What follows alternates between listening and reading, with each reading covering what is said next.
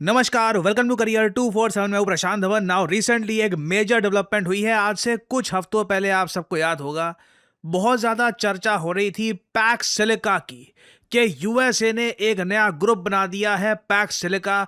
और इस take alliance में ऑस्ट्रेलिया है, जापान है, कई देश है। अभी टोटल जो सब मेंबर्स हैं आपको बताऊंगा, ये सभी देश है, मगर भारत को इससे बाहर रख दिया गया है। लोगों ने इसको इक्वेट करना स्टार्ट कर दिया कि देखिए डोनाल्ड ट्रंप बहुत ज़्यादा गुस्सा है भारत पर, इसलिए ट्रंप ये सब कर रहे हैं। बट आप सबको याद होगा, मैंने इस टॉपिक पर कभी भी वीडियो बनाई नहीं थी, क्योंकि कुछ चीज़ें हैं जहां पर डोनाल्ड ट्रंप चाहकर भी कुछ नहीं कर सकते। पर्सनल लेवल पर क्या डोनाल्ड ट्रंप भारत को पसंद करते हैं? साफ साफ लग रहा है नहीं करते। कुछ हुआ है पीछे, इनकी ईगो को चोट पहुंची है, इनके आप जो भी कह लीजिए घमंड को भारत ने चोट पहुंचाई है, उसकी वजह से भारत के अगेंस्ट काफी स्टेटमेंट इन्होंने दी है। But US as a country ये बात ओपनली एडमिट करता है, इनके ऑफिशियल्स ओपनली एडमिट करते हैं कि भारत के साथ जो यूएस का रिलेशन है, ये परहैप्स सबसे ज्यादा इंपॉर्टेंट जियोपॉलिटिकल रिलेशन है यूएसए के लिए। और डोनाल्ड ट्रंप जैसा एक इगोइस्टिक प्रेसिडेंट पूरा दम लगाकर भी ना एड मैक्स यही कर सकता है कि इंडिया की विजिट टाल दी, कुछ पीएम के बारे में कुछ बोल दिया, अनाप शनाप बातें कर दी। मगर जो यूएसए के बड़े निर्णय हैं, जैसे पैक्स सिलिका बनाना, एक ऐसी टेक अलायंस बनाना जो बहुत ही ज़्यादा इंपॉर्टेंट है दुनिया के लिए, उससे भारत को बाहर नहीं रखा जा सकता। और उस टाइम भी मैंने इस टॉपिक पर वीडियो इसलिए नहीं बनाई थी क्योंकि मुझे पता था कि अल्टीमेटली भारत को ये लाएंगे ही, क्योंकि बिना इंडिया के ये बड़ी सप्लाई चेन्स, ये बड़ी जो नई टेक अलायंसेज हैं, ये फॉर्म नहीं हो सकती। It is simply impossible. India has to be there. Bharat ही होगा भाग्य विधाता। और रिसेंटली आप अगर देखें तो जो यूएसए के एम्बेसडर हैं टू इंडिया, सर्गियो गौर, यहां पे आप देख पाएंगे इन्होंने चार्ज ले लिया है as the US ambassador to India. इन्होंने पहली बात यही बोली है कि भारत यूएस के लिए सबसे इंपॉर्टेंट कंट्री है और भारत को इनवाइट किया जाएगा टू पैक्स सिलिका इनिशिएटिव। और इसके रिस्पांस में आप अगर देखोगे, भारतीय ऑफिशियल्स ने भी कहा है कि बिल्कुल पैक्स सिलिका में भारत को जो इनवाइट किया जा रहा है। और उसके अलावा G7 का जो क्रिटिकल मिनरल्स इनिशिएटिव है, इसमें भी भारत को इनवाइट किया जा रहा है। इससे साफ दिख रहा है कि इंडिया यूएस पार्टनरशिप फंडामेंटली बहुत ज्यादा स्ट्रांग है। और अगेन मैं चाहता हूं कि यूएस एम्बेसडर के जो एग्जैक्ट वर्ड्स हैं ये आप सुने।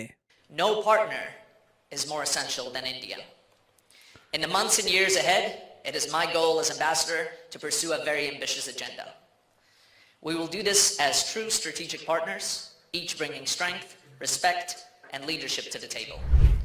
नाउ एक तो इन्होंने यहां पर यह बात बोली, उसके बाद ये जो दो अलायंसेस हैं इसमें भारत को इनवाइट किया जा रहा है। दोनों में फर्क है, कंफ्यूज मत हो जाना, दोनों अपने हिसाब से बहुत ही ज्यादा इंपॉर्टेंट है। एक तो है G7 क्रिटिकल मिनरल अलायंस, इसमें फोकस होता है क्रिटिकल मिनरल सप्लाई चेन पर। जी हाँ, वही क्रिटिकल मिनरल्स जो आसिम मुनीर डोनाल्ड ट्रंप को दिखा रहे थे कि पाकिस्तान में बहुत सारे हैं, अपनी कंपनियों को लेकर आओ यहाँ पे, आप हम इन क्रिटिकल मिनरल्स की खुदाई करेंगे। कुछ वहाँ पे अभी तक हुआ नहीं है। और आप लोग खुद सोच सकते हैं, अगर पाकिस्तान में ये सब क्रिटिकल मिनरल्स इतने होते तो भारत को ये यहाँ पे इनवाइट क्यों करते। क्रिटिकल मिनरल्स बहुत ही ज्यादा इंपॉर्टेंट है, जैसे कि lithium, cobalt, rare earth minerals. इसी के लिए डोनाल्ड ट्रंप कह रहे हैं कि मैं ग्रीनलैंड को कब्जा लूंगा, क्योंकि ग्रीनलैंड में बहुत सारे ऐसे मिनरल्स हैं।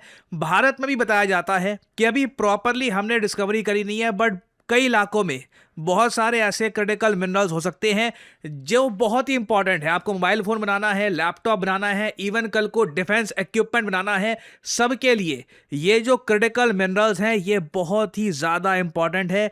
इसके बिना फ्यूचर में नई टेक्नोलॉजी को आप बड़े स्केल पर, मास स्केल पर प्रोड्यूस नहीं कर पाओगे। तो भारत को इस G7 बेस्ड इनिशिएटिव में ऐड कर लिया जाएगा बहुत ही जल्द। इस ग्रुप का काम यही है कि चाइना पे निर्भरता कम करनी है। फिर दूसरा है पैक्स सिलिका, ये अलग है, ये एक यूएस लेड अलायंस है, ये G7 लेड अलायंस नहीं है।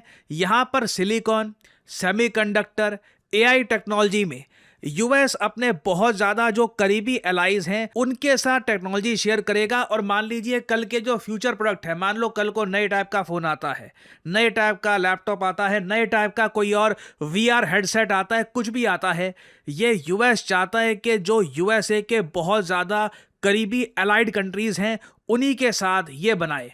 इसमें कई देश आते हैं जैसे कि Japan, south Korea, Singapore, Netherlands, United Arab Emirates, UK, Israel, Australia. Initially जब ये पैक्स सिलिका को बनाया गया था, भारत का नाम यहाँ पर था नहीं, तो लोग पैनिक कर गए थे। बट मैंने आपको बताया था ये सब जो भी काम है ये भारत के बिना असंभव है। भारत इतना ज़्यादा एक इम्पॉर्टेंट मैं कहूँगा पार्ट होगा ग्लोबल सप्लाई चेन का कि भारत में 3 चीज़ें आप लोग देखोगे आने वाले कुछ दशकों में। पर कैपिटा इनकम बढ़ेगी। मैं ये नहीं कह रहा यूरोप बन जाएगा भारत, पर मतलब अभी जो पर कैपिटा इनकम है इससे बहुत ज़्यादा तेज़ी से ये पर कैपिटा इनकम बढ़ेगी। मैन्युफैक्चरिंग में बहुत सारी जॉब्स आने वाली है। डेटा सेंटर्स भारत में बहुत सारे खुलेंगे। डेटा से रिलेटेड जिसके पास स्किल होगी वो बहुत सारी जॉब्स प्राप्त कर पाएगा। और फाइनली आप देखोगे भारत में ऐसी नई नई कंपनीज उठेंगी जो ग्लोबल लेवल पर नाम बनाएंगी। मेड इन इंडिया एक ग्लोबल ब्रांड बन के उभरेगा। और अगेन ये सब कोई भविष्यवाणी नहीं है, ये सब प्लान्ड है। ये जो भी आप देख रहे हैं PACS silica, G7 minerals, critical minerals alliance, इसमें जो मेन मैन्युफैक्चरिंग का काम जो संभालेगा वो भारत ही संभालने वाला है। और अगर यहाँ पे आप मुझसे ये पूछेंगे कि क्या इसका मतलब ये है कि अब ट्रंप भारत के रिगार्डिंग अजीबोगरीब जो ये स्टेटमेंट देते हैं ये बोलना बंद कर देंगे? देखिए ट्रंप मुंहफट इंसान है, कल को कुछ भी बोल दे मुझे पता नहीं है। इनके मुंह की गारंटी ये खुद नहीं ले सकते। ये खुद काफ़ी बार आई थिंक इनके जो मित्र हैं वो भी कह चुके हैं कि ट्रंप कल क्या करेंगे ट्रंप को भी नहीं पता। तो इनकी स्टेटमेंट को लेकर कोई गारंटी नहीं है, कुछ भी कल को कह सकते हैं ये। मगर ये है कि यूएस गवर्नमेंट के जो पॉलिसी मेकर्स हैं उन्होंने रिसेंटली ये देखा है कि चाइना इंडिया के रिलेशंस लगातार इंप्रूव हो रहे हैं। रिसेंटली एक और बड़ी डेवलपमेंट ये भी हुई है कि कम्युनिस्ट पार्टी ऑफ चाइना का एक डेलीगेशन आया है बीजेपी से मिलने के लिए। इस पर एक अलग से वीडियो बनाऊंगा। बहुत ही एक मैं कहूँगा महत्वपूर्ण डेवलपमेंट है, इसको एनालाइज करना काफ़ी इंपॉर्टेंट है कि क्यों communist party of China BJP से क्यों मिलना चाहती है, यहाँ पे इनका मकसद क्या है, डिस्कस करेंगे वैसे एक नई वीडियो में। बट एक क्वेश्चन अगर आपके माइंड में यहाँ पर यह भी है कि अभी सुनने में आया है कि यूएस उन देशों पर 25% टैरिफ और लगाएगा जो ईरान के साथ ट्रेड करते हैं, तो उसमें भारत नहीं आने वाला। वो लोग हैं भी उसको लेकर एक डर फैला रहे हैं कि 75% टैरिफ हो जाएंगे। ऐसा कुछ नहीं है।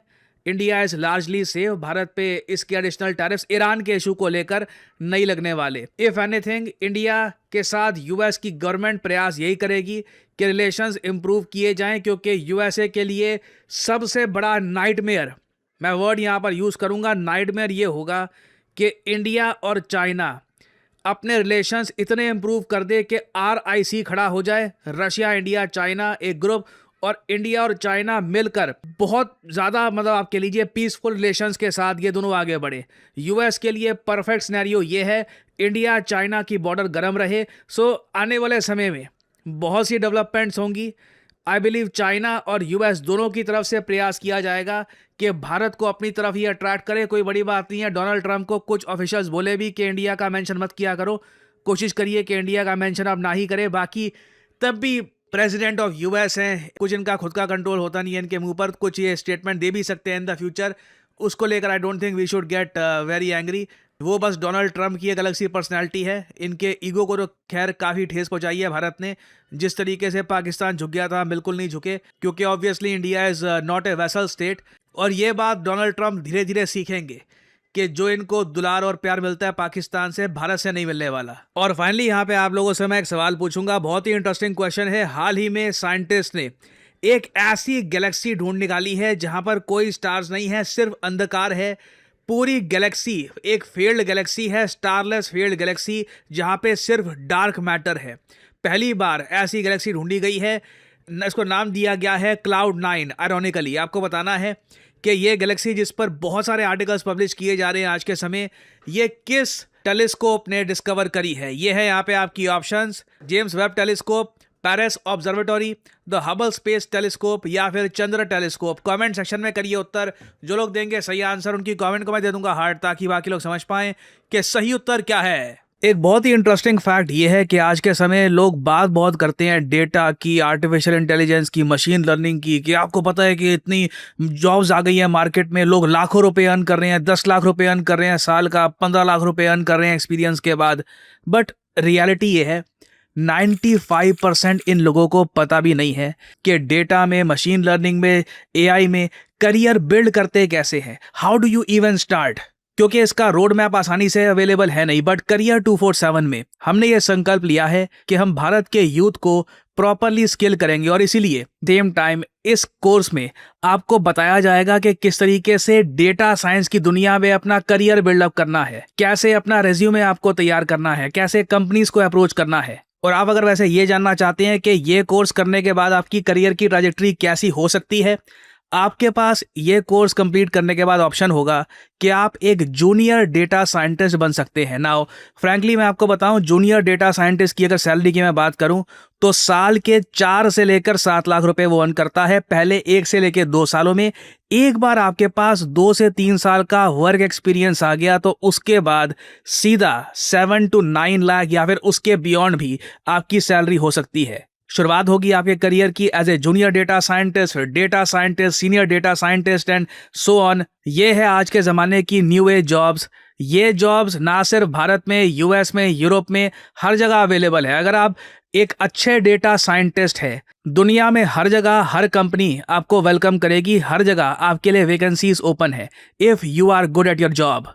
तो आपको करना यहाँ पर सिंपली क्या है, सिंपली इस वीडियो के कमेंट सेक्शन में जाइए, लिंक आपको मिल जाएगा, ये लिंक ओपन करिए, यहाँ पे अपने डिटेल्स डालिए, कोड यहाँ पर ज़रूर एंटर करिए PD10 ताकि ये कोर्स डिस्काउंटेड प्राइस पे आप परचेज कर पाए, नहीं तो आपको हायर प्राइस में ये कोड ऑफर किया जाएगा। So no matter what anyone says, use the code PD10 to get the maximum discount possible और आप अपनी जर्नी जेन्युइनली स्टार्ट कर सकते हैं। शॉर्ट्स, इंस्टाग्राम में बस ये AI डेटा साइंस के बारे में मत सुनो, वर्क ऑन योर स्किल, अपने आप को अपस्किल करिए, जॉब रेडी खुद को बनाइए और start your career in data science. और इसी नोट के साथ ये है वीडियो का अंत। Thank you for listening and as I always say, may the gods watch over you.